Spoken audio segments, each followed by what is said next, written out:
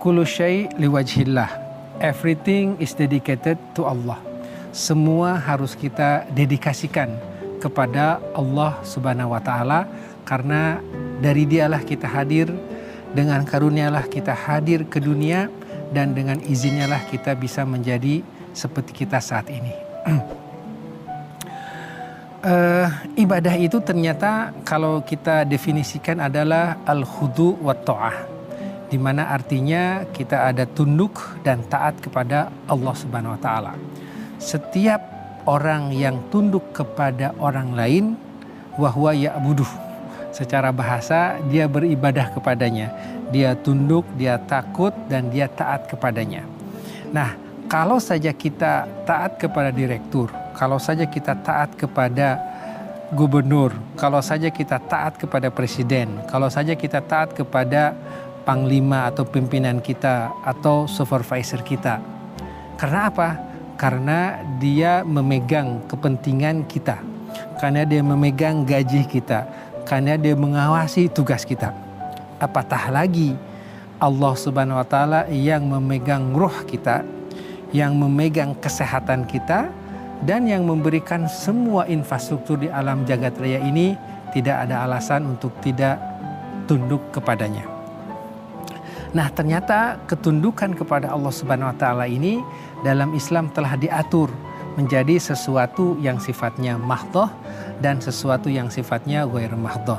Artinya ada ibadah yang tata caranya sudah jelas, sudah terukur dengan syarat dan rukun-rukunnya, dan ada ibadah yang mana itu sangat-sangat lebar dan sangat-sangat luas. Yang menarik, kalau seandainya ibadah mahdhah itu dibatasi dengan waktu, takaran dan ukuran, seperti sholat ada waktunya, seperti puasa ada waktunya, seperti zakat ada waktunya, seperti haji ada waktunya. Ternyata kebanyakan ibadah horizontal itu tidak ada batasan dan hampir tidak ada waktunya. Kita bisa berbuat baik kepada sesama kita kapan saja dan kepada siapa saja, di mana saja. Kita bisa meringankan beban saudara kita kapan saja, siapa saja, dan di mana saja. Kita bisa memberikan nilai tambah kepada kemanusiaan, kepada masyarakat, di mana saja dan kapan saja. Dan ternyata ibadah sosial inilah yang paling besar. Kalau sholat itu hanya mendominasi 5 menit satu kali sholat, berarti 5 kali sholat katakanlah 25 menit. Sisanya ngapain lagi? Nah, ternyata sisanya itu ada dalam apa yang disebut dengan fardul kifayah. Ada dalam pengertian kita memberikan nilai tambah kepada orang lain, kita memberikan satu manfaat kepada orang lain, kita meringankan beban orang lain, dan kita menjadikan hidup orang lain menjadi mudah. Rupanya itulah yang disebut dengan discovery. Itulah yang disebut dengan penemuan teknologi. Itulah yang disebut dengan penemuan application, penemuan satu solusi teknologi.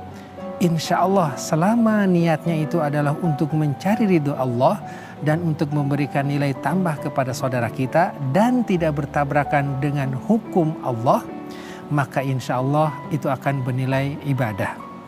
Karena seperti kata ulama, al-ibadatu ismun jami'un likulli ma yuhibbuhullah wa yardah. Ibadah itu adalah segala sesuatu yang dilakukan untuk mencari ridho Allah, itu adalah ibadah.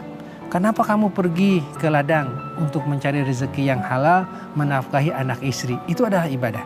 Kenapa kamu membangun jembatan? Saya melaksanakan pembangunan jembatan ini agar saudara saya dari kampung sana ke kampung sini yang melewati sungai bisa dengan mudah bisa berjalan. Itu adalah ibadah. Kenapa kamu riset di laboratorium? Saya mencari vaksin untuk pembunuh virus ini agar saudara-saudara saya di Afrika dan sebagian Asia bisa tersembuhkan dengan izin Allah. Itu adalah ibadah. Itulah rupanya lapangan yang sangat luas, ibadah horizontal.